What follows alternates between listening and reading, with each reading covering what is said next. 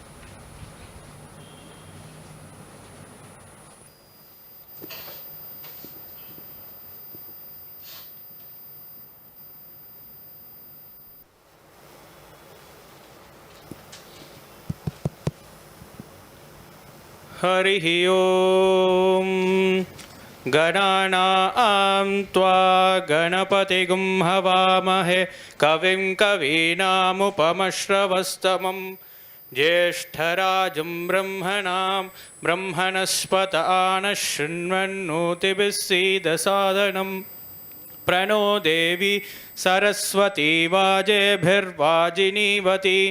धीनामवित्रयवतु गणेशाय नमः सरस्वत्यै नमः श्रीगुरुभ्योर्नमः हरिः ओं निगृह्वैरसमायुतैः कालैर्हरित्वमापन्नैः इन्द्रायाहि सहस्रयुग अग्निर्विभ्राष्टिवसनः वायुष्वेदसि कदृगः संवत्सरो विशोवर्णैः नित्यास्तेऽनुचरास्तव सुब्रह्मण्योगुं सुब्रह्मण्योगुं सुब्रह्मण्यो न कर्मणा नः प्रजया तनेन त्यागेनैके अमृतत्वमानसुः परेण नाकं निहितं गुहायां विभ्राजते दत्यतयो विशन्ति वेदान्तविज्ञानसुनिश्चितार्थाः सन्न्यासयोगात् त्यतयः शुद्धसद्वाः ते ब्रह्मलोके तु परान्तकाले परामृतात् परिमुच्यन्ति सर्वे तह्रं विपापं परवेश्मभूतं यत्पुण्डरीकं पुरमद्य सग्रस्तं तत्राभितह्रं गगनं विशोगस्तस्मिन्यदन्तस्तदुपासितव्यं यो वेदादौ स्वरः प्रोक्तो वेदान्ते च प्रतिष्ठितः तस्य प्रकृतिलीनस्य यः परः महेश्वरः यो वेदां ब्रह्मणो वेद अमृतेनामृतां पुरीं तस्मै ब्रह्म च ब्रह्मा च आयुकीर्तिं प्रजान्ततुः राजाधिराजाय प्रसय्य साहिने नमो वयं वै श्रवणाय कुर्महे समे कामान् कामकामाय मह्यं कामेश्वरो वै श्रवणो दधातु कुबेराय वै श्रवणाय महाराजाय नमः सहस्रशीर्षा पुरुषः सहस्राक्षः सहस्रपात् स भूमिं विश्वतो वृत्वा अत्यतिष्ठद्धशाङ्गुलं पुरुष एवेदगुं सर्वं यद्भूतं यश्च भव्यं उतामृतत्वस्येषानः यदन्नेनातिरोहति एतावानस्य महिमा अतोऽज्यायागश्च पौरुषः पादोऽस्य विश्वाभूतानि त्रिपादस्यामृतं दिवि त्रिपादो त्वउदैत्पुरुषः पादोऽस्येहा भवात् पुनः ततो विश्वं व्यक्रामत् शासनानशने अभि तस्माद् विराडजायत विराजो अधिपूरुषः स जातो अत्यरिष्यत पश्चाद्भूमिमतो पुरः यत्पुरुषेण हविषा देवा यज्ञमतन्वत वसन्तो अस्यासीताज्यं ग्रीष्म इद्मः शरद्धविः सप्तास्यासन् परिदयः त्रिसप्तसमितकृताः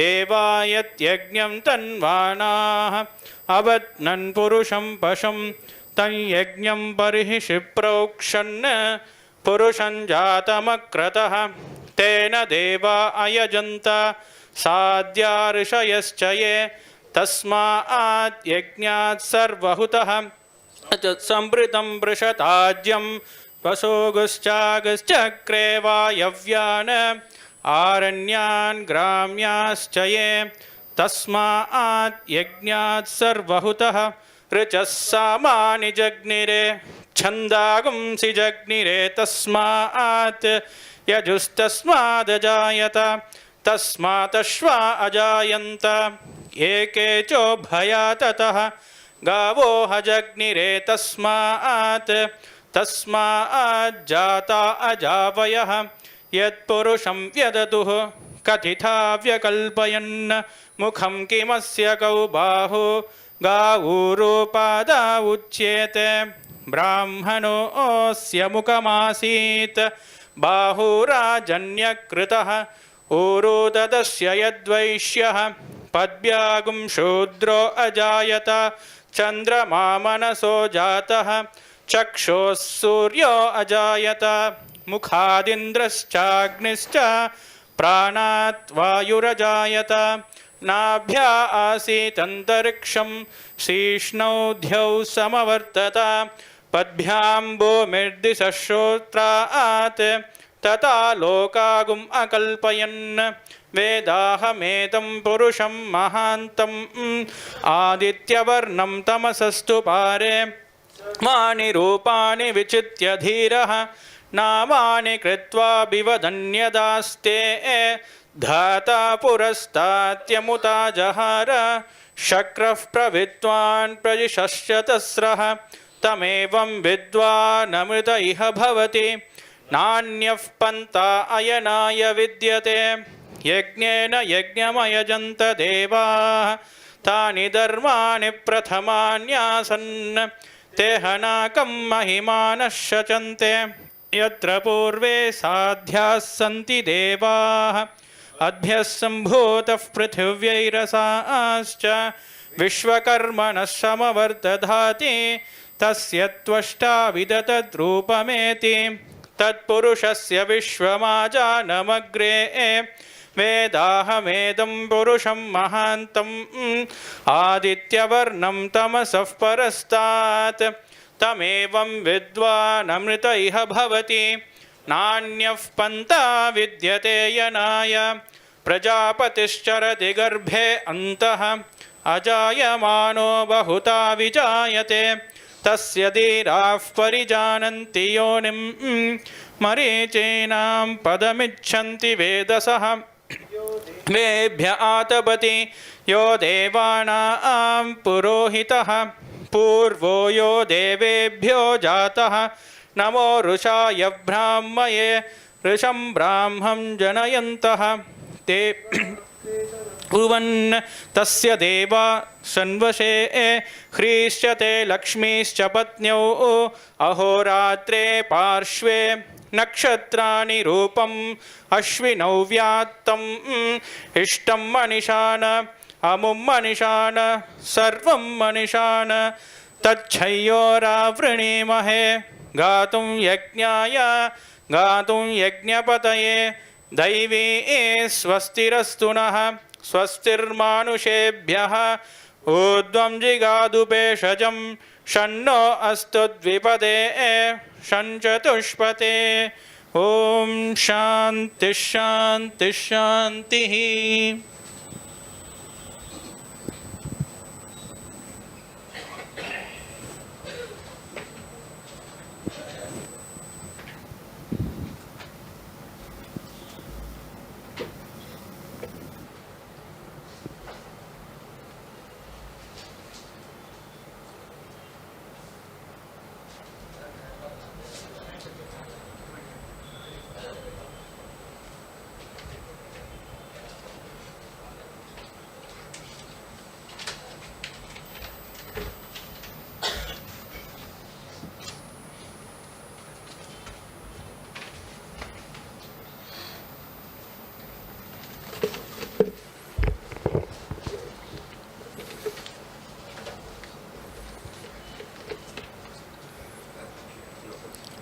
Om Shri Sai Ram.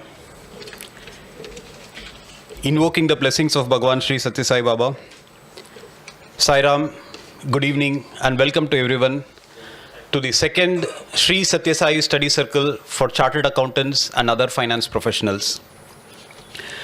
In the study circle we started last month, inaugurated by Sri Murli Sir, Sri S.R. Chandrasekhar Sir and all that. It was a good event and we thought this is something that we will continue to do every month. We are targeting to do it on the second Saturday of every month and hopefully we will, with the blessings of Bhagwan, will continue to do that. The main objective of the study circle, if you have seen the invites and also the covering letters that were circulated, values today seem to have taken, unfortunately, a second seat compared to other things. And Bhagwan Sri Satya Sai Baba has always insisted that values are of utmost importance to any individual, and especially in a profession like chartered accountants and some of the finance professionals, where the entire business community and even the larger general public place trust on some of the work that we do, then it becomes even more critical that we have these values and we abide by these values in our day-to-day work. Another interesting part is, it cannot be that the values that we imbibe in our day-to-day living cannot be different from the values that we exhibit in our work. The values that we exhibit in our day-to-day life should be an extension of the values that we exhibit at work, and it should be the other way also. So therefore, it's not just for life, it's also for a profession. It's extremely important that we keep up these values. And again, this forum is a forum where we want to bring all the individuals who have the similar bent of mind, who all believe in the importance of values and ethics in the work that we do. We will try to bring in eminent speakers who can convey this message. More importantly, their experiences of how some of these values they have been able to imbibe in the work that they do. And also going forward, we would also like to have a very discussion-oriented session where each of us can share our examples, and more importantly, each of us can bring out those queries, those questions, those situations that we encounter in life where perhaps the answer is a little grey. And collectively, we pray to Bhagwan that he guide us in getting answers to some of those questions. So without wasting any further time, I again welcome our chief guest, Sri T.V. Ramanujam, Senior Advocate, High Court of Madras. Sri S. Chandramohan, President and Group CFO, TAFE, the speaker for today. Sri M. Naganathan, Senior Partner, Price Patent Company, one of the awarders today. Sri Chandramohan, Sri Narayan, C. Narayanan, Sitaraman Company. And of course, our very own S.R. Chandrasekhar Sir, State President, Chennai Metro, Sri Satya Sai Seva Organizations. Firstly, I would like to call Sri T.V. Ramanujam Sir onto the stage. He is a senior advocate in High Court of Madras with over 50 years of practice, a very, very eminent personality in the High Court. It's our fortune that he's there amongst us today. I kindly request you to come over to the stage, sir. And I call upon Sri S.R. Chandrasekharan, State President, Sri Satya Sai Seva Organization, to honor Sri T.V. Ramanujam. Sir.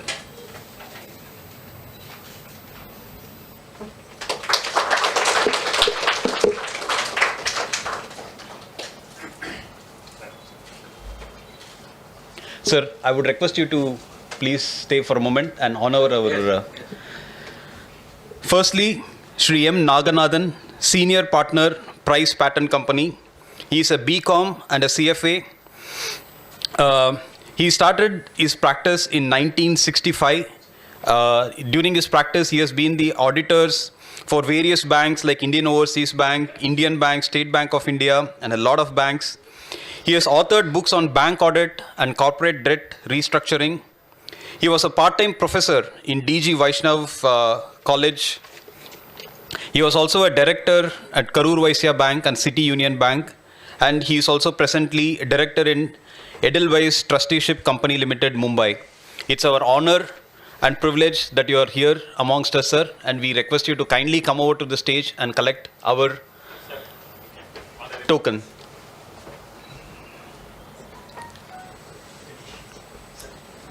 Sri Naganathan, Senior Partner, Price Patent Company.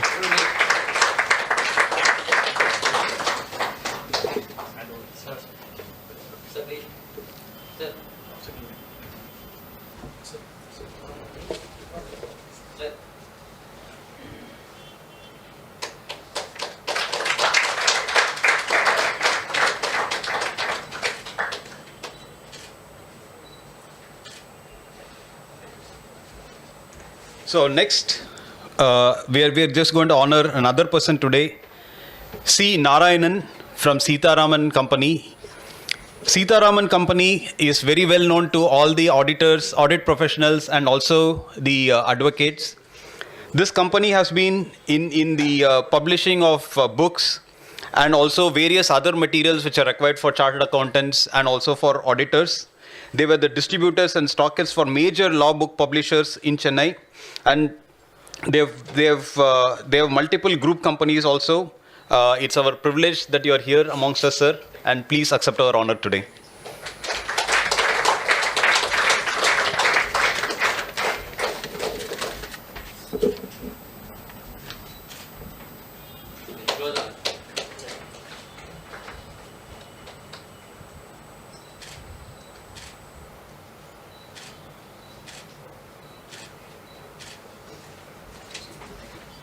Now I request Sri Ramanujam sir to say a few words.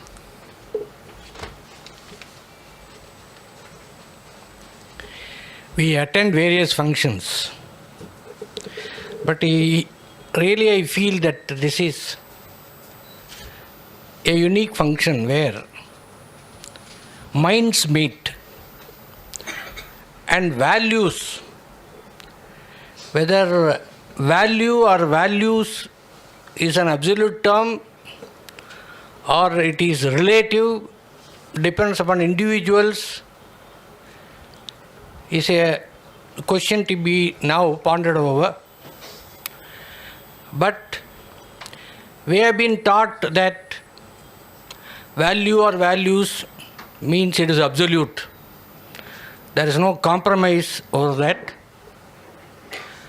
As a lawyer, when I entered into my profession, my senior told me, don't hobnob with clients outside your office. Don't go and dine with them. Keep the distance. There may be rich clients, poor clients, treat them all well. And do your karma, whether fees comes or not. Number two, don't go to the judges' chambers. Don't try to have private dealings with judges. These are the two things. How far it will apply today and how far people are practicing that is a different issue altogether. But I have been fortunate enough to have such a senior, Sri N.C. Raghavachari, senior advocate. And I am trying my best to follow it and continuing to follow it, and I have requested my juniors also to do it. Today I am very proud and very happy to participate in this function, to learn from a very good speaker about what he is going to speak about leadership and values. Leadership and values, I am very anxious to hear it along with you. Thank you very much.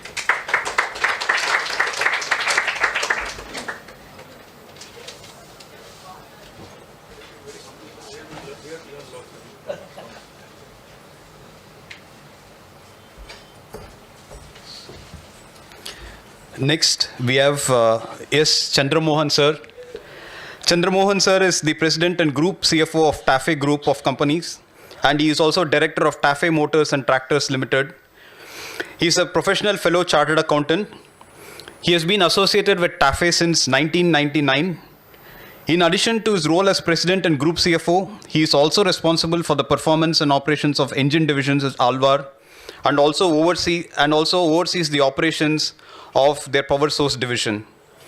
He started his career with Vidya India Limited, a multinational company in Bangalore, as head of finance, and after 15 years moved to Chennai as general manager finance, looking after finance, system, secretarial and legal with Tube Investments of India Limited. Then he joined TAFE. In TAFE, he's also been actively involved in the acquisition of tractor, engines and gears division of Eicher in 2005.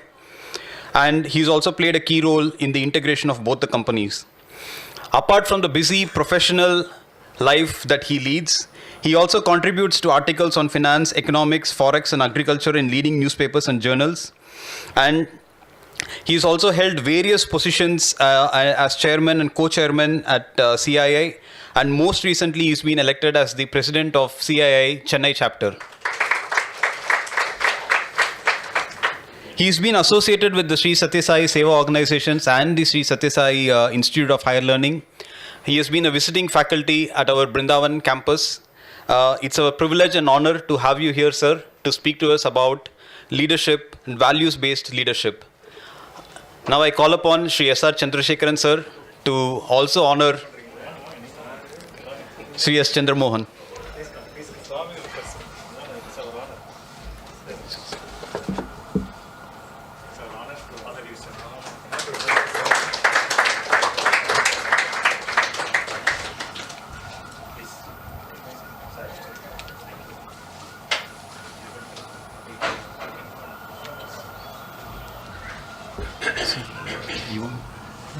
You want to do some Q&A at the end? I don't mind. Oh, okay, sir.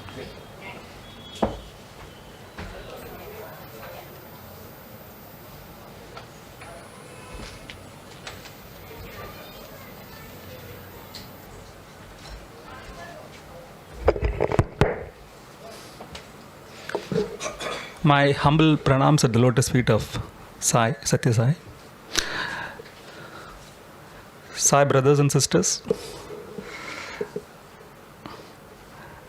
as you know, Swami is a universal God and Swami is also our universal Guru, and we can relate any subject to Swami. So, I don't know about how many of you are aware that this subject which we are speaking, Swami has also already spoken about it. So I don't think after you hear what Swami has talked about leadership, whether I can add anything, but let me try. Swami very succinctly said, the essence of leadership is best. He just took 4 words and said the essence of leadership is best. And what does he mean by that? He said to be, to execute, to see, and to tell. Again, let me repeat. To be. To be is basically the essence of human being, which is basically the character of the person. To execute is basically to accomplish something. And as you know, Swami has accomplished several subjects. I don't know how many of you have visited Puttaparthi. Can you just tell me how many of you would have visited Puttaparthi? I'm not talking in front of these people. And okay, some of you probably have not visited, but I would kindly request you, I'll urge you to visit at least once. And you will realize that, the accomplishments. Of course, for Swami, everything is easy, but then if you separate him and look at him as what he has done as a leader, forget his godliness. The number of hospitals he has constructed, I don't think there is anywhere in the world where the patients are given completely free of charge and they can undergo any surgery without paying any 1 rupee. So you can talk about several projects he has accomplished. So basically to do. To see, what Swami says is basically introspection and contemplation. I've heard from several professors who were ex-students. Whenever I go to, when I had a privilege and I was fortunate to go to even Pullaparthi and speak for some time.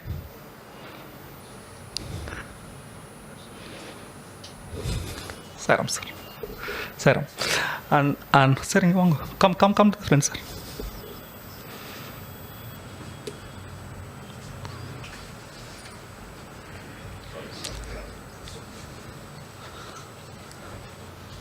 Yeah. What does he mean by to see? What he says is basically introspection and contemplation. As I was telling you that, I've heard from several professors who are basically ex-students and Sai students. That Swami basically devotes, I'm so sure SRC and Sarveshwaran may be aware of it, that he devotes, I believe, basically 2 hours. But then when he devotes 2 hours, he thinks about the complete universal well-being. So what we can do perhaps, in our life, are we contemplating at least for 30 minutes, if not anything, what we can do in order to accomplish the objectives of the company we work for, basically. I don't know how many of us do it, or whatever profession, as a lawyer, what he is doing, or as, chartered accountant, what he is doing. To execute is to tell. Swami always says, if you look at the inverted triangle, and look at the last part of it, the tell should be the least. But most of us speak for a long time, including me now. But that's what Swami says, to tell should be the least. So that's what the principle of, best is. And I don't think anybody other than Swami can succinctly describe the word leadership in only just 4 letters.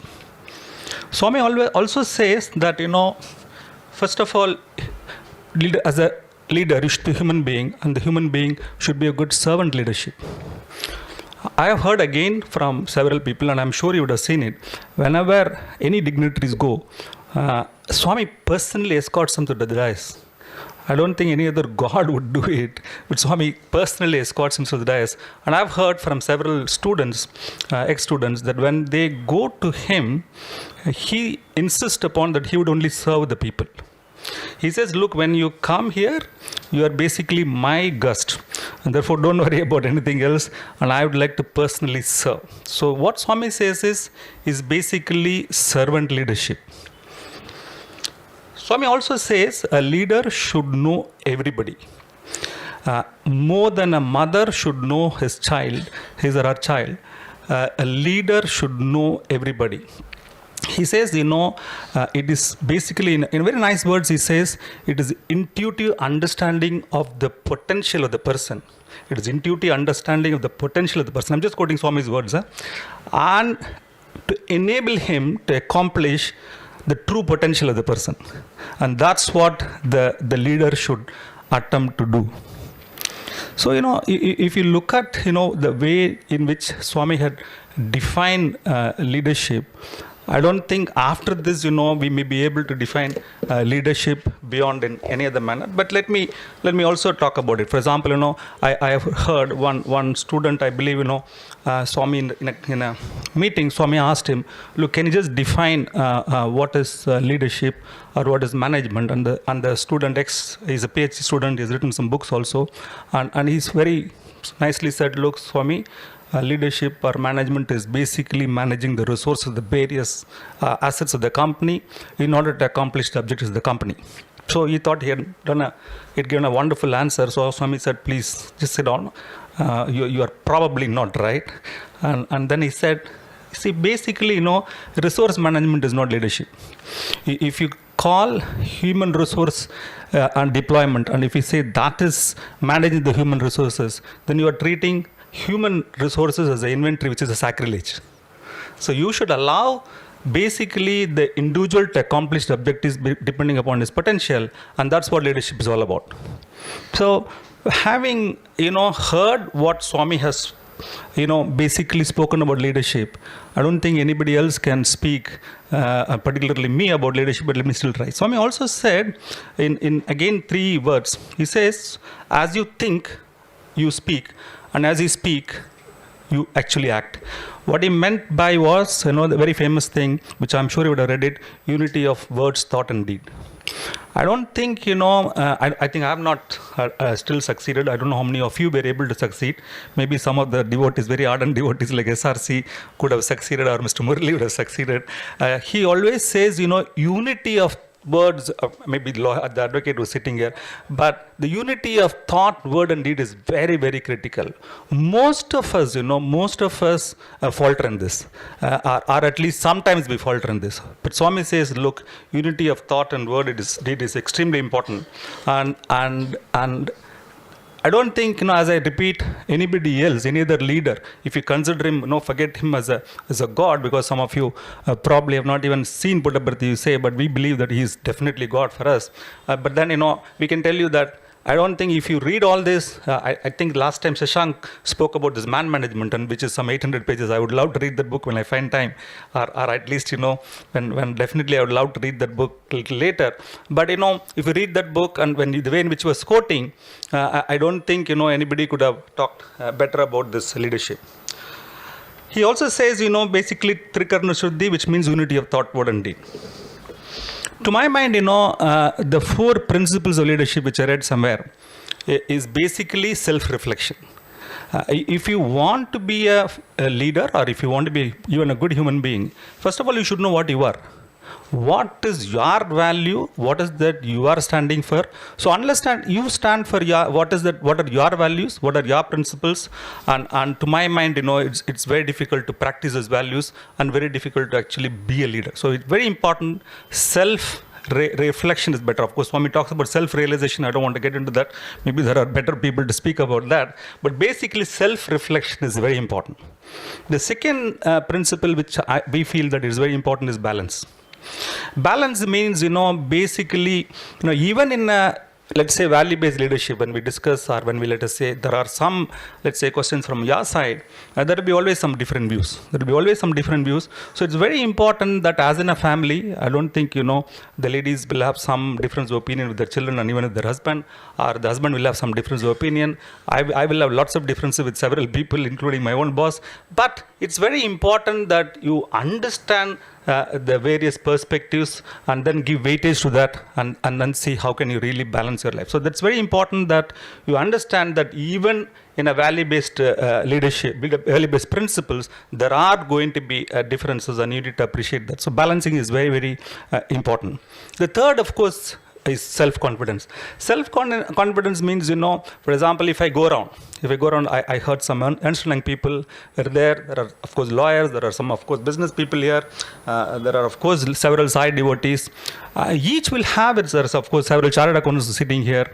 And some of you would be, I'm very positive, much, much better than me in respect of several, let's say, subjects. So it's very, very important that as much as you understand your strengths, as much you understand your, let's say, a level of, let us say, exposure on any subject, you should also understand their strengths and try to learn from them. So it is very important that, I don't know how many of you read the woodcutter story. You'll have to, it's constantly honing your skill. It's till you die, you keep on honing your skill. And I don't think, in today's context, to be very honest with you, sir, as a chartered accountant, what I learned and what I studied and what I am doing, I don't think there is even 0.5%, 1% or 5% what I am learning. It doesn't mean that, that subjects which I studied are not relevant, but that's what, so you let it continuously hone your skills. You should continuously, ensure that, you are abreast of what is happening around, and therefore, self-confidence means it is not overconfidence about yourself, but ensuring that, that other persons are equally strong, other persons are equally knowledgeable, and how do I learn from them. So that's very, very important about it. The fourth last point is humility. You should, at all times, you should, I always tell my people, whatever, they'll come and say that, look, sir, we've got some 4,000 orders of engines which I look after, or, this month, we've got several tractor orders and we're going to really do well. I always say, look, keep your feet on the ground. So it's very, very important that you stay grounded to the earth always, and that's very important. Humility is important, and that is, I think, in my opinion, a core of the leadership. So I think if you follow these principles, apart from whatever Swami has mentioned, I don't think anybody can, let's say, challenge Swami, or anybody can be better than Swami as far as leadership concepts are concerned. But I think it's very important that you actually understand these concepts, and not only understand these concepts, practice it very, very strongly. I don't know how many of you have read the book Good to Great. Have you read Good to Great by Jim Collins? Have you read the book? Okay, Jim Collins, I loved that book, so I kept reading that book, for some time back. He says, look, you can accomplish anything in life. You can accomplish anything in life, provided that you do not mind who gets the credit. You can accomplish anything in life, provided you do not mind who gets the credit. It's very difficult to follow that, but that is what success is all about. And based upon this, let me just I read very, very interesting, I would say, anecdotes or illustrations in that book. So let me try to only give you a few examples, which are of course not in India, but let me quickly come back to India, because I think you should know what is happening. Well, of course you are aware of it, but I just thought, let me quote a few instances which are actually which probably worth noting it. But of course any number of instances, if you go around, you may be able to relate to several ones which I have not been able to study or know about it. First, it was basically, I think, Kimberly-Clark. This company, was one person, basically a lawyer. In 1971, he was appointed as the chief executive. If you don't mind,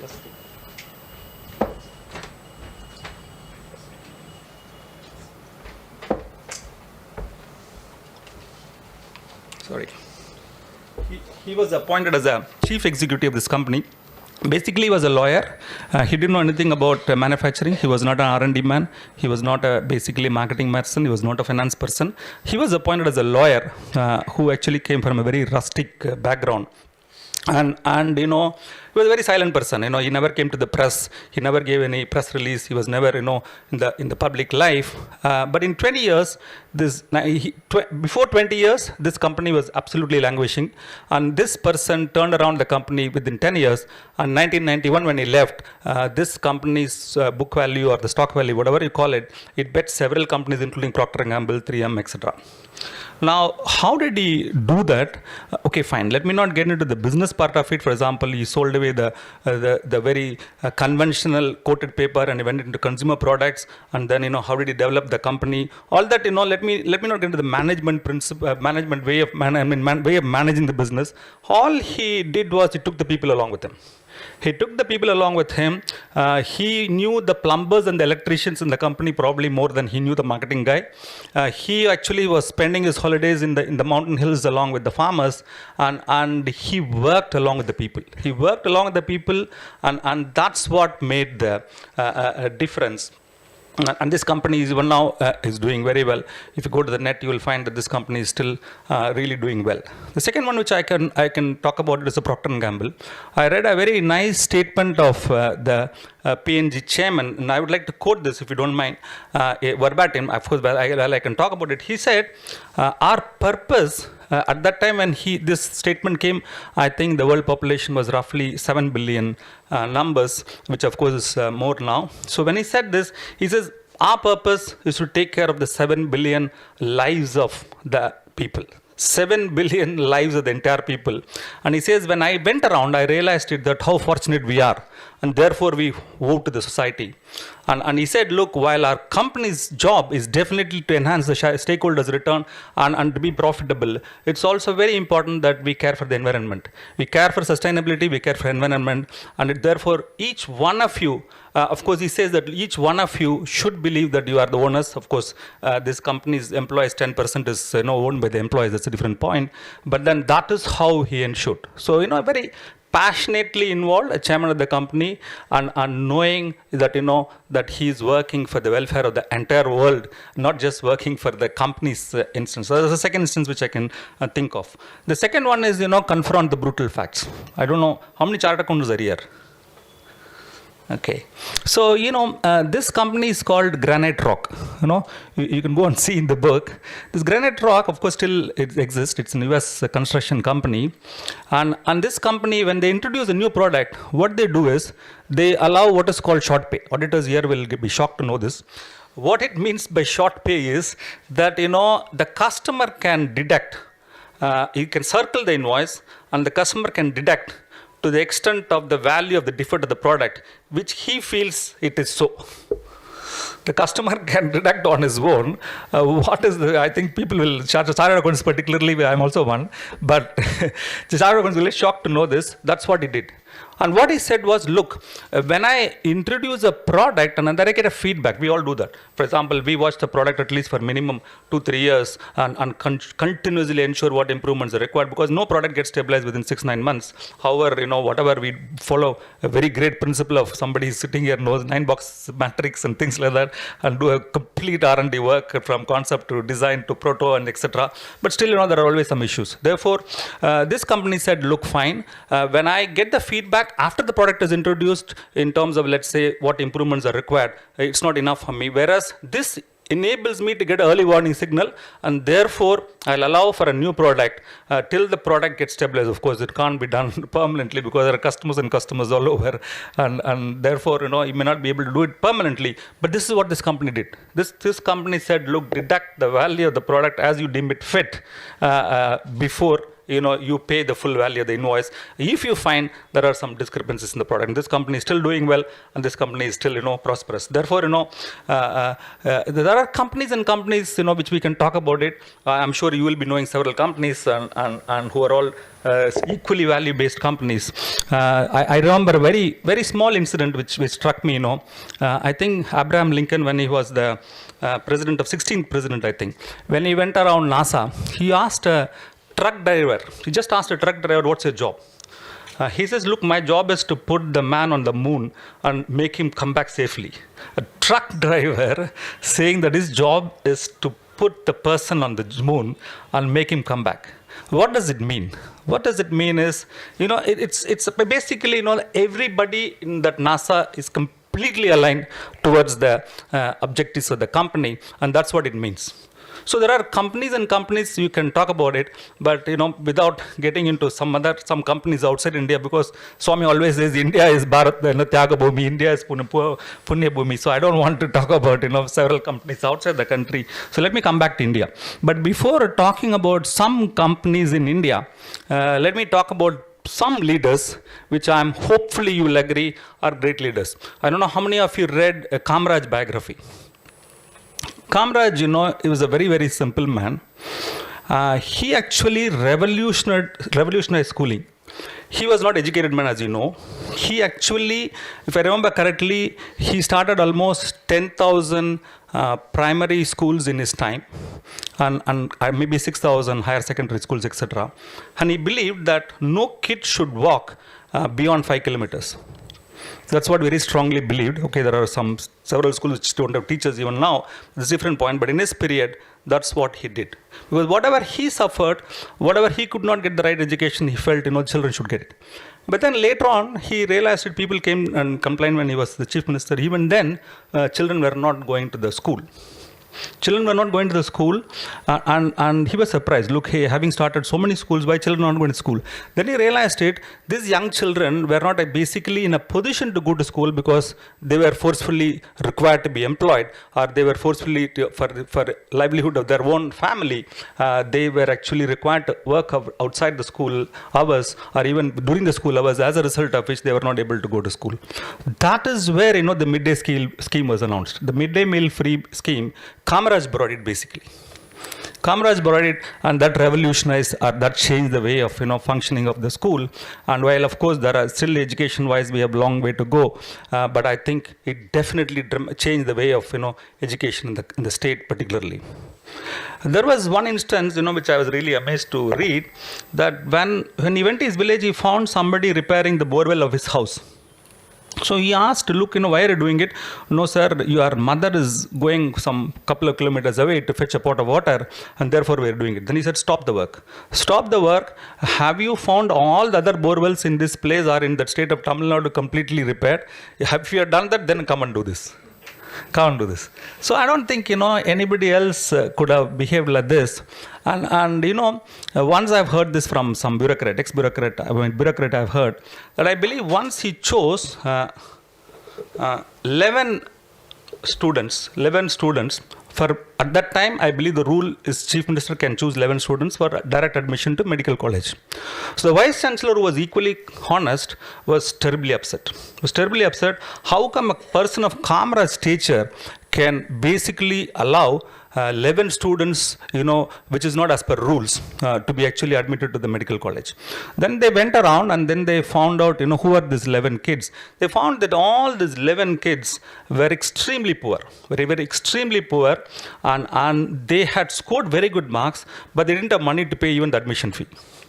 So therefore, Kamraj had met them in different villages during his tour as when he was the Chief Minister, and then choose those 11 kids basically in order to enable them to get the medical seats, which he felt probably, look, hey, I didn't get this type of education, so why can't these poor kids get? And the Vice Chancellor was really ashamed. So he felt, I'm so sorry, sir, I didn't know that, you're chosen with this intention and this, So therefore, that was a totally different thing. I can talk about, I'm sure you can talk about Lal Bahadur Shastri, who actually died in the Tashkent air crash, who didn't have a house to live. He just didn't have a house to live.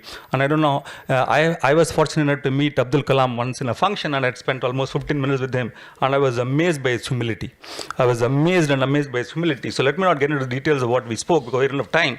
But I don't know how many of you are aware that when his relatives went and stayed in Rashtrapati Bhavan, he actually paid all the money.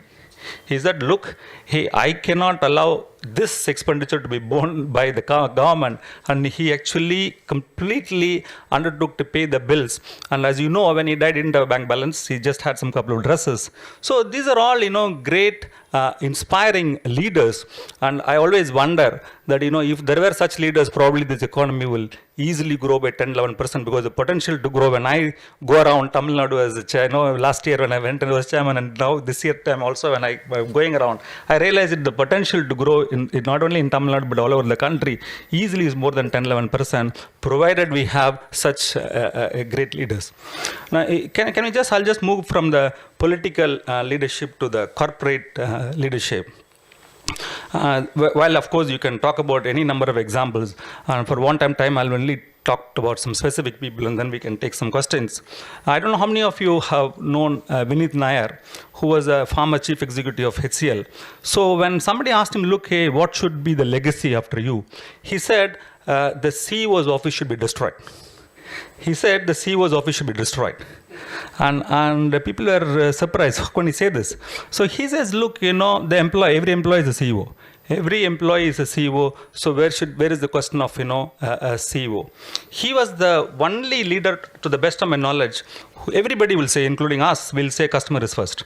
But he was the only person who said, employee first, customer second. Because if employees are able to handle the customers well, the customers automatically follow us. And therefore, he very, very strongly believed employees are the first assets of the organization, and therefore employees. In fact, he went to the extent of saying that, of course, he posted, he did not only 360-degree, he went to the extent of, getting the feedback. I'm sure companies know about the 360-degree for performance feedback. And not only he got it from the first line, second line, he went to the extent of third line, which forced the middle senior managers to also get the feedback, not only from the next level, but even from the junior most level. And he ensured that it was posted in the net of the company. In the company net, therefore everybody is knowing, what is their feedback, or what is their not just for performance, what the employees feel about them. I don't think any other, except I think Mindtree does it to some extent, but I don't know whether some other. I've not heard that several other companies do this. So then if I can also talk about, let's say, some of the companies where I have worked for. For example, of course, when I joined Vidya was I would say a much smaller company in terms of size, and at that time I think Bosch was called Myco. Bosch is Myco, but Bosch is also a German company. VDA was also a German company at the time. Now it's Kennametal it's called, which is a US company. But then Bosch respected us a lot. Bosch respected us, Myco, I would say at that time, respected us a lot because we had institutional values. I think this is almost, I can say, 30 years back. I don't know how many companies would have read 7 Habits of Stephen Covey. We used to read 7 Habits of Stephen Covey every monthly meeting and then discuss the fault of the person who had not practiced that value, including the MD. Anybody can comment that who had not followed the principles of 7 Habits. If you don't know, if you're not read it kindly, I would request you to read it. It's a wonderful book. And of course, the Srinivasan, who was the MD of the company, was cut above the rest. But he used to take criticism. And we institutionalize the values. I would say, would probably allow a person, instead of staying in, let us say, 4-star, he had stayed in a 5-star and claimed the actuals, we won't mind. Auditors would understand what I'm talking. But if the person has fudged 100 rupees, then he's out of the company. If the person had fudged 100 rupees, he's out of the company. So we very strongly institutionalized those values in the company across, and we cared for the society also. The government knew very well, entire government knew, the Karnataka government knew that if it is Vidya, they may not, you may not get any favors from the company. But we didn't, we were actually able to get all our work done. We were paying more than what is required as far as taxes are concerned. But not only that, the values were respected. So it is not, that, if you don't follow values, that, you may not be able to accomplish. I don't think it is, I would say, true in life, though I'm sure some of you are going to question me on that. Of course, there are several leaders. I would not like to. I may be missing something. Whether it is, I'm sure you would have known about Mr. Venu Srinivasan, or let's say Rane Lakshmanan, or of course, Mr. Murali is here. There are several leaders whom we can speak. Mr. Raman, I don't know how many of you know Ramani of Futuresoft, who sold his entire company and then completely constructed the Nursery Temple, and then without any expectations. There are several leaders. I don't know. Having worked for Mr. Murugappa Group, let me talk about very briefly about M.M. Murugappan. Though of course I worked with Velayan, who himself was a great man. M.M. Murugappan is a great man. So I still remember this incident. It was it's just enshrined my mind. I remember maybe it was a very long time back, maybe 20 years back or 22 years back. He actually, it was almost 8 o'clock and I was leaving the office. So Murugu came and told me, we call him Murugu. So he came and told me, Mohan, I cannot go home because I don't have a car. I cannot go home, I don't have a car. What, Murugu, what are you telling me? He said, no, it's true because, my car is not there, you just see. And I don't have my car. So if you think, you cannot drop me, I cannot stay back here. No, I was jokingly telling, of course. Such a simple man, He could have very easily asked some couple of cars to come and pick him up. But he didn't do that. I don't know how many of you attended his, son's reception. In spite of, I had left the company almost, I think it was held some 6-7 years back. He still called us. And it was the simplest of I think who's who in Chennai was there. And I don't think anybody would have served a simpler food than that. And most of the guests who would have come there would have got disappointed. And everybody was saying, what is this he's doing? Then, out of curiosity, I asked Murugu later, why did he do this? He said, no, Mohan, we should not waste food, no, Mohan, he said. So, he's a different character by himself. And I can tell you, he's still following these principles. He's the chairman of the group now, after Mr. Velayan, and he's simply following these principles. It's all, if I'm permitted to quote my own boss, if you don't mind, I'll just quote the exact words so that, I don't miss anything. She said, very clearly, I think she was quoted in Harvard Business Review. She says, the companies that operate in India are encircled by throngs of destitute people. Needs are stark. Corporate social responsibility is related to the state of the development of the country.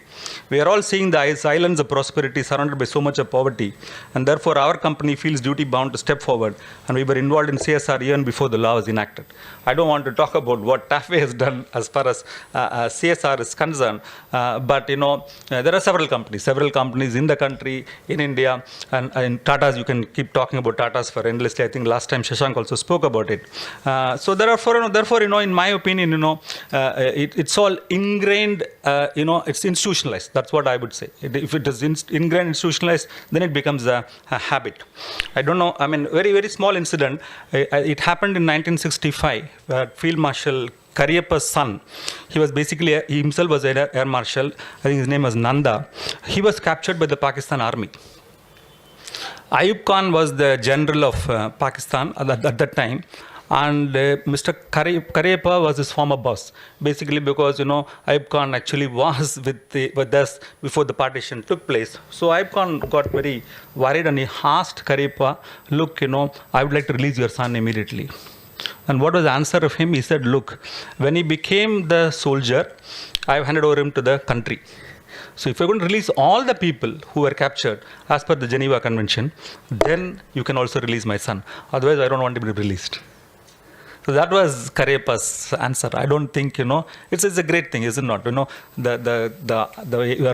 own son is being captured, and he's in the Pakistan side that too. And then, this man is talking like this and saying that, look, I want the entire people to be released, not just, my son. So there are, several, instances like this. I don't know how many of you are aware, which is, I would still say this bank will do well in the years to come, in my opinion. Bank of Baroda. I don't remember his name. At that time, it was 2005. This chairman entered, and then, he realized this Bank of Baroda was not at all doing well. And then, he called all the employees and said that, look, our performance has been abysmal, and therefore, it's just not, it's much, much below the potential. And we have great scope to do. But then, we may have to put in some extra hours. And then I leave the whole, you decide what you want to do. You decide. All the employees decided to work up to 8 o'clock, 8:30 without any overtime. They formed their own marketing campaign and they ran the campaign. And I don't know how many of you are aware, I know this gentleman, Jay Kumar, who is presently the chairman of the Bank of Baroda. I'm sure you'll be knowing, sir. And he was the ex-Citibank person. And when he joined Bank of Baroda, I was really surprised. How can this man survive there? But he joined at a salary of 1 rupee. He joined at the salary of 1 rupee, continues to draw 1 rupee. And in my opinion, this public sector, I don't know how many other more public sector banks will do well. But I feel, apart from State Bank, when we were talking a lot of people at State Bank yesterday, I think this Bank of Baroda will really do well. So there are, people who have built institutions, who have really, empowered people, worked in a very transparent manner, and then, ensured that, their companies were brought. I think, if you don't mind, let me talk about our own company. Just few instances, sir, if you don't mind. Let me talk about, I don't know, most of you would have known Mr. Sivasailam. Basically, there was a loan to AMCO. AMCO is one more company of the group where we have some small stake and Simpson has got the majority stake. And of course, TAFE was always a surplus company, touchwood, thanks to Swami. And this loan could have been easily repaid, some 15-20 crores. At that time, I'm talking about in almost 17-18 years back, could have been easily repaid by TAFE. And I was a little worried because I thought he will ask me to do that. And if he had asked me to do that, my principles are also equally different. So I would have said, look, sir, we shouldn't do that. But he didn't do that. What he did was, he sold a prime land in Bangalore. He sold a prime land in Bangalore, which probably today would be maybe, 100-150 crores. He sold that land to repay the loan of AMCO. When there was a positive money in, I don't know how many auditors would see this in any other company, we did this. We did this because we felt those days that intercompany loans should not be there. You can capitalize that company, but sorry, no loans. And I know people sitting here know me, that I still ensure one subsidiary company of TAFE Access, we borrow 15-20 crores when I don't want to talk about the surplus of TAFE, because I feel that the money of TAFE should not be used by, some bankers are always saying that, I don't know why you're doing that, but we say that, look, no, that company should be independent. So, we ensure that there's a complete transparency, because that's where the governance come. That's where the governance come. I still remember, Mr. Vikram Lal, who's a great man, we had negotiated with Siddharth Lal for almost 1 year, taking over this company. And when this company was taken over in 2005, a conservative south-based company taking over Alwar and Bhopal and Parvanu, etc. The employees were shocked. The employees there were terribly shocked. All people coming from Himachal Pradesh to Madhya Pradesh to Punjab and name any, and all the culturally completely different.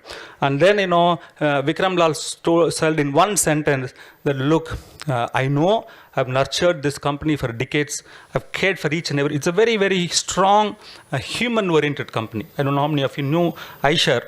No, they're very strong human-oriented. But he said only one sentence. He said, "I'm handing over this company to a company which would care for its employees much more than what I had cared for." That's what exactly he said to his employees. And true to his words, we didn't sack one person. Our commitment was when we took over. In fact, we could have removed several people. The first thing I still remember, this is 2005, means what, 13 years back, I told her, the first meeting when I entered, I said, look, this legacy seemed to be terrible. We may have to touch several people. That was my first words to her when we had a meeting with her in several places after the takeover, because till the takeover, we didn't even see the plant. We didn't even see the plant. All the due diligence was done outside. Only after the MOU, I don't know whether Ernst & Young would believe this, but that's what we did. That's what we did. But then the first time when we walked in, we felt people should be removed, but we didn't touch one person.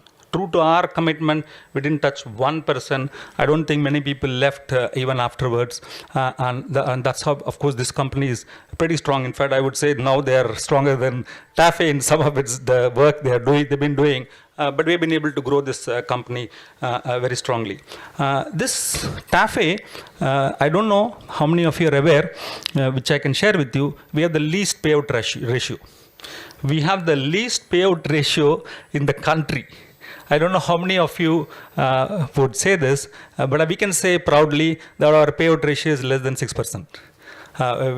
This is a family-owned company. 77% held by Simpsons. Of course, 23% is held by ACCO, where we also have a stake, which is a US-based company. We can distribute the profits in a big manner, but we have grown only by bringing back the resources of our own company, and our payout ratio is only 5 to 6%, and we have continuously maintained. In fact, I used to get surprised in the board meetings. We'll fight that we will not pay more dividend. So I used to wonder what he's talking here. So, but we have continuously ensured this by deploying the resources internally. And if you have the time, I would request you to visit our J Farm. I have fought with chairman several years with the past chairman, and now also we are doing something, but that's completely CSR. I can't get into details because it's a long story. We have completely used J Farm only not for brand building, but for the welfare of the farmers. I don't know if I can tell you, the pony rice which we are all eating was developed by J Farm along with the government. So there we have grown Alfonso mango. Several farmers have come to us. I love to interact with the farmers, and several farmers have come to us that look, but for J Farm we wouldn't have grown. But for J Farm, we wouldn't have grown. So we are doing what is called integrated farming there. I may not be able to discuss the details there, but because of lack of time, that's all. But we have been using J Farm only for, I would say, the farmers' development, but not for, for example, we are also tying with government to do something for custom hiring, but that's a different point. So, I would say, we've been able to practice touchwood with Swami's grace, the values. Of course, she's also strong, as Mr. Sivasalam, she's also a strong devotee of Swami. We know Uday, we know well, we know Kotak Company well. Those second line people used to tell me, whether it is, whosoever is this, including the MD, including the Shanti, etc. They always used to tell me, look, our money is only 10 to 12%. Of course, they are much more than 10 to 12% in respect of capital adequacy norm, but the rest is borrowed. So we are always managing the resource of somebody else for ensuring the growth of the bank, and therefore we have to be always alert. Therefore, there are always companies like the HDFC. We can speak for hours together on this, about this company, which we also deal with. Therefore, there are always institutions like that who have built the company very strongly. I don't know how many of you are aware, Ethisphere is one company outside India. They rank the company only based upon ethical standards. They rank the company only based upon ethical standards. What they do is, 1 minute if you don't mind.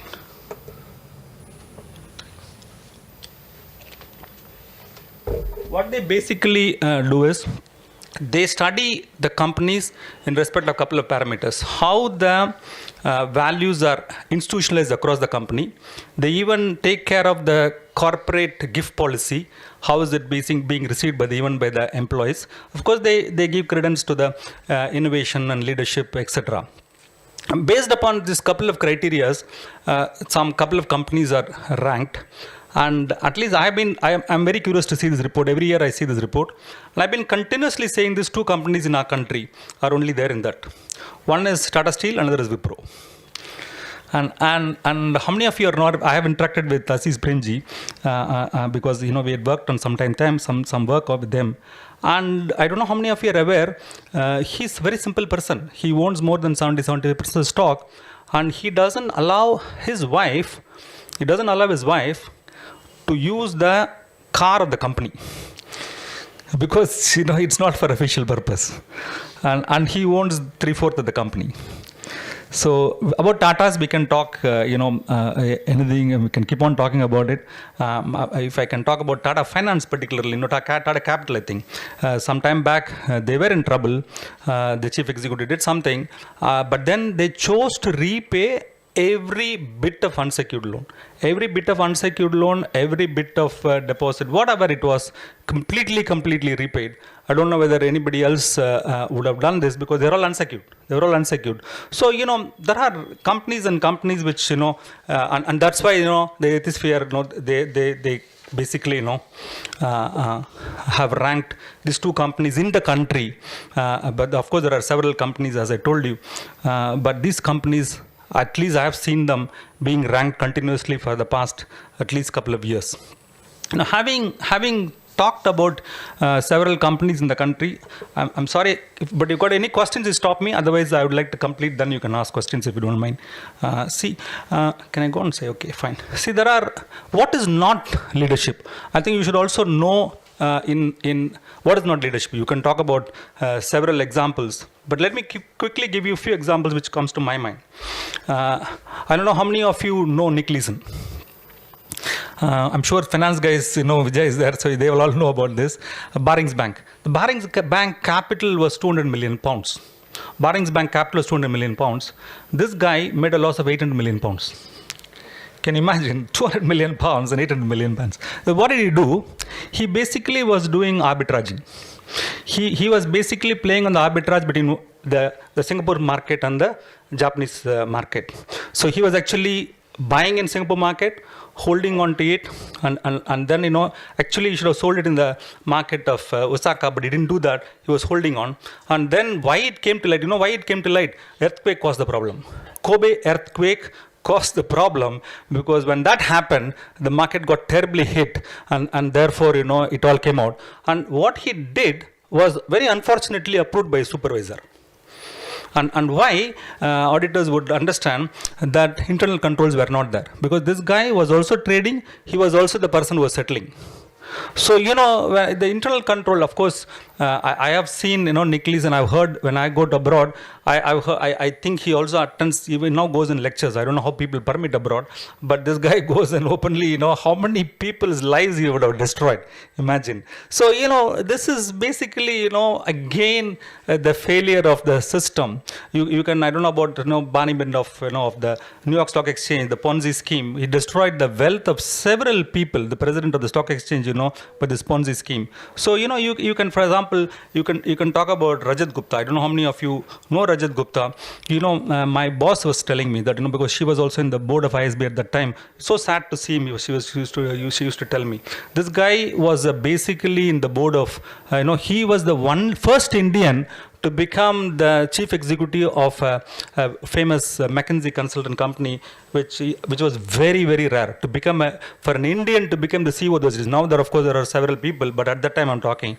And this person was basically what? He was a director in Goldman Sachs. He was basically involved in, I think, Melinda Gates Foundation. He was, of course, the director in ISB. He was involved in several American airlines. He was in the board of several companies. And what caused the his fall was basically, at that time in the board meeting, he knew that, the Berkshire was going to invest in that crisis, and he actually discussed this with Rajaratnam, which was basically insider information, and SEC rules are, I don't know whether you are aware, very, very strict about it, and this man who was so great at that time started languishing in jail.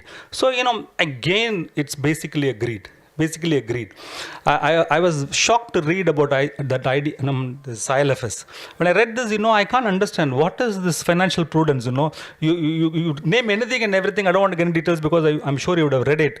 And it's so. And then I was also very much worried that was actually concerned because this Ravi Parsardi, when I said the loan was repaid by us to ILFS.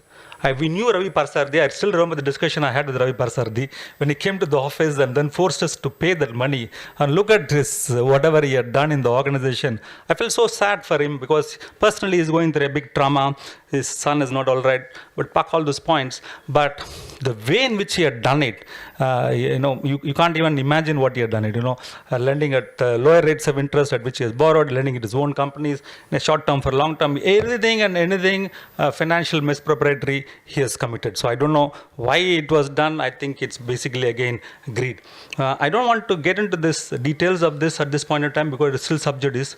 But we had met her a couple of times, Chanda Kochar. What is again so I would say concerning was great lady, but why did she do this? Why did she do this? What made her to do is beyond anybody's comprehension. But then, if you look at all this, to my mind, what comes to my mind? I may be wrong. To my mind, there's only one reason, which is greed. I'm just reminded of Mahatma Gandhi, who said, there are enough resources in this country to meet the needs of the people. There are enough resources in this country to meet the needs of the people, but there are definitely no, in the world he said, but there are no resources, there are no enough resources to meet the greed of the people. So if you look at all these instances, which had caused the downfall of several great institutions, it's only because of the greed.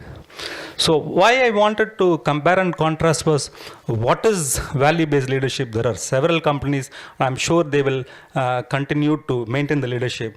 I don't know whether I don't know whether how many of you believe in this, but let me tell you this, we've been interacting closely with the government. As the Vice Chairman of CII last year, I had to go several times to the government. In fact, I had to participate in a couple of meetings along with them. Forget all that, whatever they are as ministers. Even now I would say a couple of them are extremely good. But what happened in the last 1 year was they actually gave a tremendous amount of freedom to the bureaucrats. And the bureaucrats, there are, I can tell you, including the chief secretary, including the additional chief secretary, and including the several secretaries, they were given the freedom to run the government, and as a result of which they were able to attract 3 lakh crore, out of which 12,000 crore has already hit the ground. So I don't know whether this will continue, so let me not get into that. But there are, I tell you, people who really want to do it. In fact, he knows Mr. Ponnuswamy well, and he actually was. We were always talking about governance. We were always talking about improvement in the state of the economy. We were always talking about this is the only way to attract investment. And government strongly believed in that. And government also gave the freedom, and we were the CI was the exclusively partner to work with them. And therefore, when actually there is a mindset to change, things can change. So let's not keep on. I would very strongly advocate, when we talk about only negativism, and we talk about negativity, when we keep on saying that, look, there is something wrong, then your mind is definitely inflicted with only those bad values. But if you are going to talk about positively, that look, there is a scope for improvement, then there is a tremendous amount of positivity. There is a tremendous amount of positivity. There are several organizations which I'm sure you would be aware of it, who are probably doing much better than the organization which I quoted. But that is what it is. That is what the value-based leadership is all about. Having said all this, sorry, I have to go somewhere by 7:30. I have to be there. Therefore, I'm rushing it. But I'll definitely take your questions if you have. To my mind, I'm not I'm speaking from the bottom of my heart, believe me when I say this, because I'm sure, SRC and Chandrasekhar particularly, Sarveshwar will not believe me. But let me tell you, who are the best, as far as I know, who are the best, let us say, value-based leaders? If I'm asked to say this in only one sentence, I would say very clearly all the Bal Vikas Gurus. All the Bal Vikas Gurus who continuously teach the children without any expectations. I have seen several professors, I've interacted with them. They are actually worth millions and millions of rupees. Millions and millions of rupees per month I'm talking, and they're working for nothing. They're working for nothing. But you ask them, look, in fact, I met Sanjay Sani just a couple of days back, and I just asked him, sir, how are you doing? He just saw me for 2 minutes. He said, look, I'm absolutely blessed. And I'm absolutely blessed, he said. So you talk to any professor there. I've seen Harvard professor there, and who are working there for nothing. And they're all, very, very, I would say, completely dedicated for the welfare of the students. And their job, they're continuously think, how to lift the students to the next level. Every, I would say, the Samiti convener, and most importantly, to my mind, the complete Satisai devotees. Maybe, I'm sorry, people who are not going there may not be able to fully appreciate what I am saying. Particularly, I know the ladies, especially, though, of course, I'm not able to communicate with them purely for lack of time. The people who are working there, is mind-boggling. They're all, in my opinion, the leaders to be followed, the leaders to be, let's say, the values to be practiced. So, if you ask me, I don't think SRC should ask people like us to speak on value-based leadership. All you have to do is you have to ask these people to, you can share their experiences, and that's what value-based leadership is all about. So with this, let me conclude, but if you've got any questions, I'll definitely take it for the next 15 minutes. Thank you.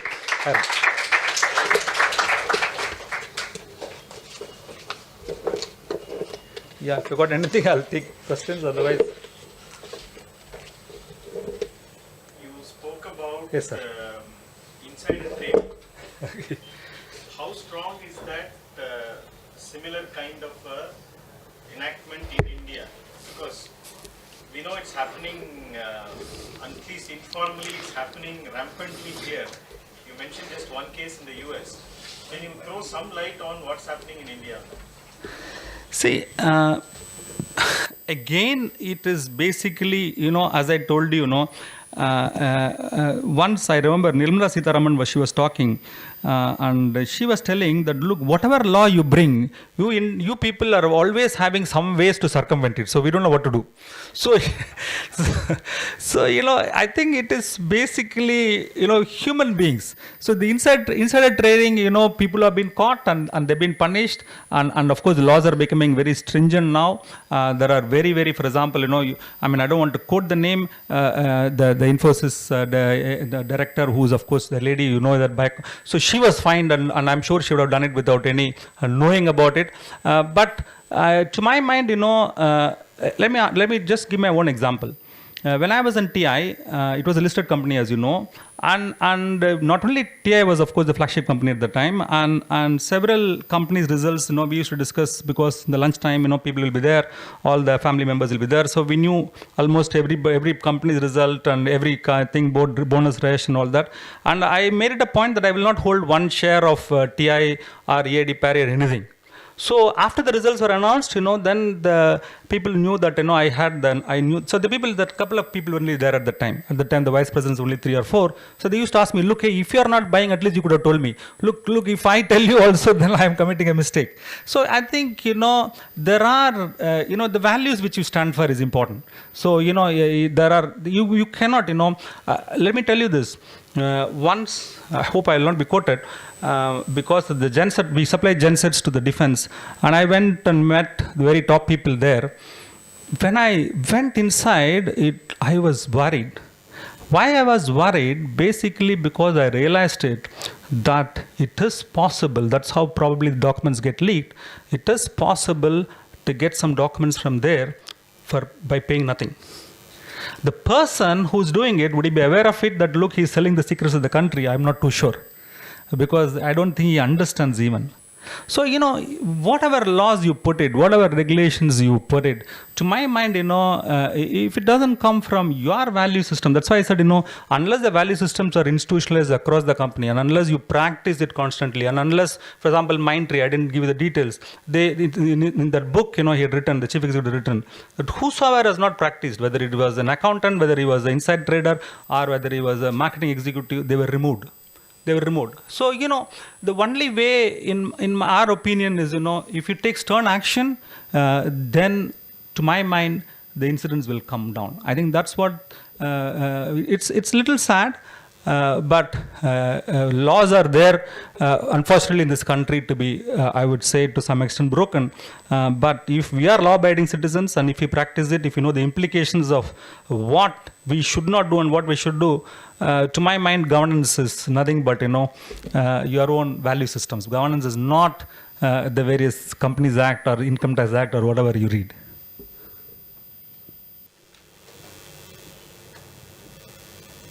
Sir, you spoke about the balance as one of the important trait of a leader. And in this hyper information world, everybody has a view, everybody has an opinion, right? So as a leader, I'm sure you would have encountered situations where there are like countering views to what perhaps is the right thing. Absolutely. Give us some examples of how you have handled it, sir, so that we could learn from that. It's very, very important that you don't impose your views on anybody.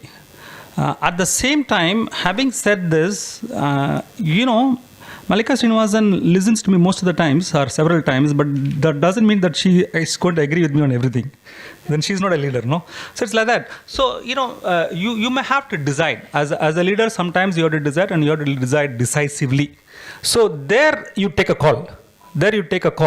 And for example, again, going back to my own example, if you don't mind, because you asked me illustration. When I joined TAFE, it was a different organization. It was totally different organization. Not that I did anything great, but it was all done by several people working for the organization. So I don't want to get into the past. But at that time, the channel finance was a very critical requirement, because the retail finance issue was resolved, if you don't mind, sir. The retail finance issue was by and large it came under control by tying up with several banks at that time. Particularly at that time, only the public sector banks were not there as compared to national private sector banks. So the bankers came and asked me, look, Mohan, you have now almost cleaned it up as far as retail finance is concerned. You take up channel finance for the dealers, and therefore you don't have to again give credit, and you have gone through this mess. I refused without consulting my boss. I refused. I said, look, no, I will take this only after 2 years. I really am not comfortable in taking this now, because I know we will not be able to handle it. And the bankers, they used to tell me, even today, Channel Finance, we have a huge limit with, and Stanchart is the leading banker, which is a multi-national bank. We have 200 crore limit with them, apart from several bankers now. And yesterday we signed with the MOU with the State Bank also. But then they have told me several times that yours is the best portfolio, even as compared to Mahindra's or is compared to any auto company. We don't have any financial commitment. We don't have any financial guarantee for the channel finance, though it's of course organized with dealers, but they will not give me unless we sign the letter. But moral responsibility is ours. Which means, there are a lot of controls process, you may understand. I don't want to get into that now.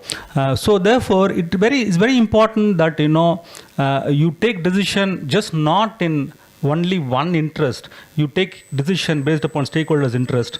And sometimes in the, let us say, even in the company between 3 or 4 functions, sometimes you might have to take it decisively because there is no choice. And not all the times you are right. But if you're not right most of the times, then you are not there. Any other questions? Yes, Saram. We have this monthly magazine, Yeah. Sanadana Sarati, Yes, Saram. where Swami gives a lot of discourses Yeah. on values. So, as you keep reading it time and again, it gets enshrined in your mind. And after several such lessons, consciously or unconsciously, the value systems get ingrained in you.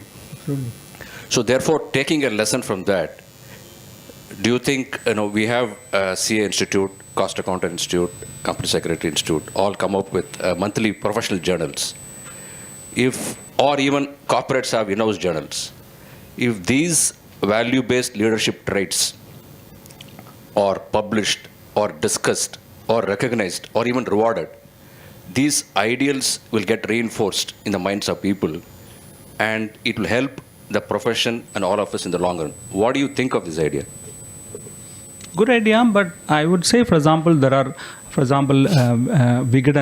Nanayam, I think, Nanayam, yeah. they reward you. If you see that, so I've heard from them that what are all the people who have done for the social sector, how they have been rewarded, and as a devotee that, how many of us, how many of the students, how many, let's say, all the Sai devotees practice. So to my mind, it's basically where you work for, what you practice for, and if your company basically, or if your family is able to practice those values, it get ingrained. I don't think, for example, you can change Trump, and it's not possible to influence what's happening, let's say, in some other parts of the country or some other parts of the world. But all you can do is, what can I do as an individual? I mean, I don't have to worry about, what he does it or what he does it. Or, I mean, of course, I will. When I say I don't get worried, what I meant was, you don't have to be so much, let's say, be impact. Each individual is different. Each individual is different. But so what you stand for, what you actually practice as values, you strongly practice, influence your people, influence your circle. I mean, Stephen Covey always says circle of influence. So therefore, expand your circle of influence, it gets ingrained. I mean, you can read, if you ask them, somebody will be reading some other books. There are so many books on values. So it all depends upon in my opinion, individual. I don't think one has to, for example, of course, Swami always talks about spiritual educations. That's what Swami always talks about it. And we have been talking from CII that whenever we talk to educational, on the skill council, we say that we have to bring this type of education, and definitely at least the secretaries are very serious about it. So I think if it is ingrained at the age of 3 or 4, which Balavikas are trying to do, and if it is practiced across, more publishing that too through these journals, I don't know.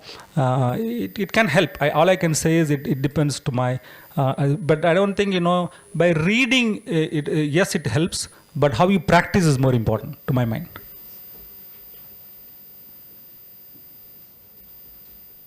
Yeah, that's all. Any last question? Thank you. Huh? Thank you, sir. Thank you, sir. Thank you.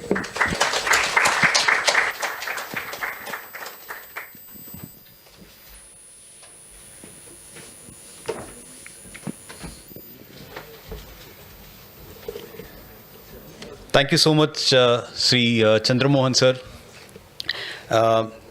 It was only apt that you spoke on a subject on values-based leadership, because the way you explained some of the concepts, the conviction with which you spoke, we truly believe that these are some things are not just coming from your mouth, they are coming from your heart. These are some things that you have lived. So some of the things you spoke about in terms of the 4 traits leaders should have: the self-reflection, balance, self-confidence, humility, and of course you took examples of multinationals, Indian companies, politicians, and I'm sure some of us had different views about some of the names that you picked up. But again, sir, it's a reflection of your own self, because you are able to see the good in them. I think that's what, again, Swami says. It's only your reflection, reaction, and resound. So thank you so much for coming here and taking time to speak to us. We'd also like to thank Sri Murli sir for continuing to be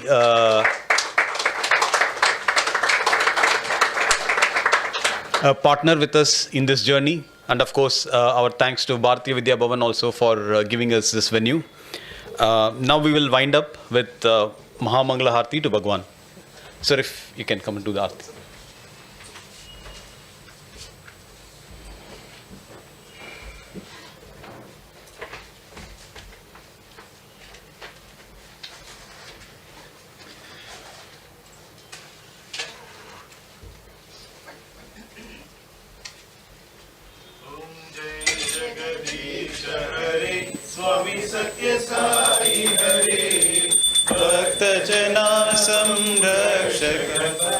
जना संरक्षक पर्ति महेश्वरा ॐ जय जगदीश हरे शशिवदना श्रीकरा सर्वा प्राणपते स्वामी सर्वा प्राणपते आश्रित कल्पलतिका आश्रित कल्पलतिका आवद्बान्धवा ॐ जय जगदीश हरे माता पिता गुरुदेवं मरियन्तयु नीवे स्वामी मरियन्तयु नीवे नाद ब्रह्म जगन्नाथ नाद ब्रह्म जगन्नाथ नागेन्द्राशयन ॐ जय जगदीश हरे ओंकार रूप जय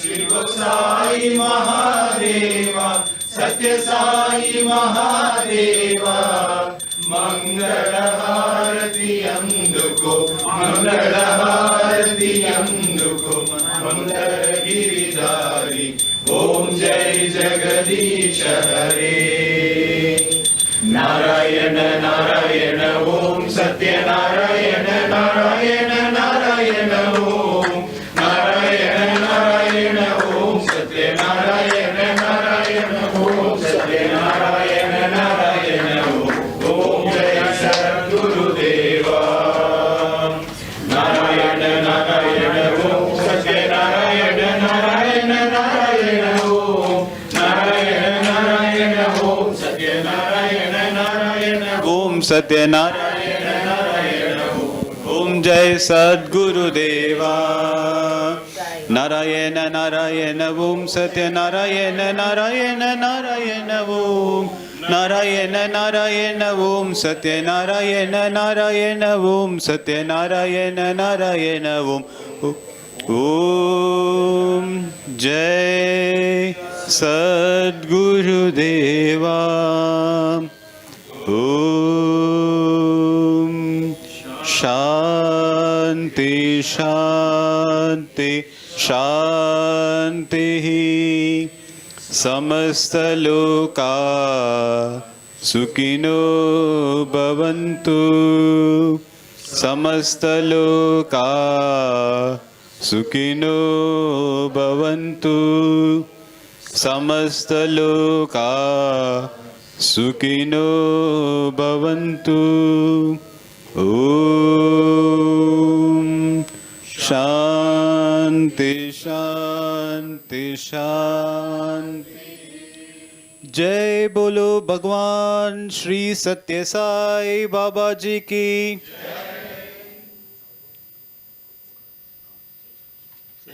Two announcements before we wind up. The next session will be on April 20th.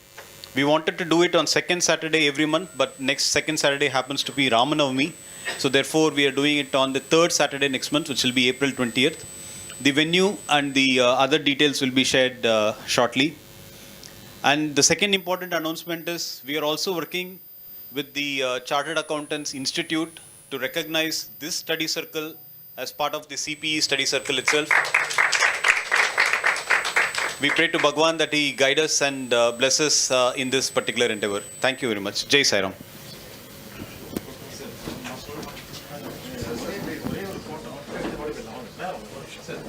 What is checklist? Group photo, sir. Just one second. Please come. Sir, Rama, sir. Sir, what is? Sir, Murli, sir.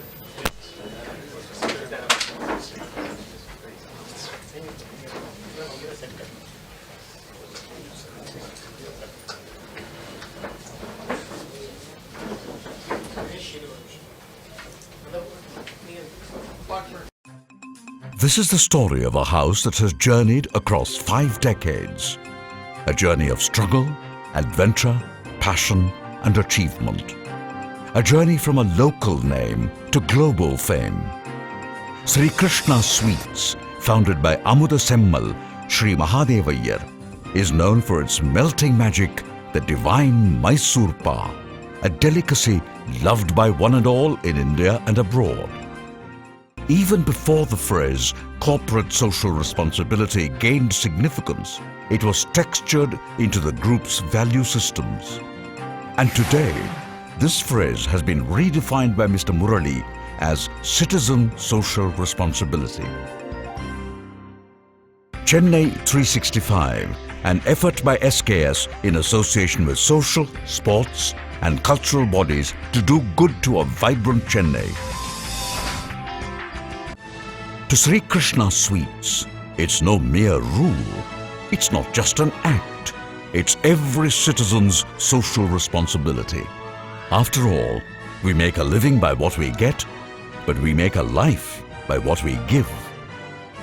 And in the process, create a world where life's best bonds are built with love and care.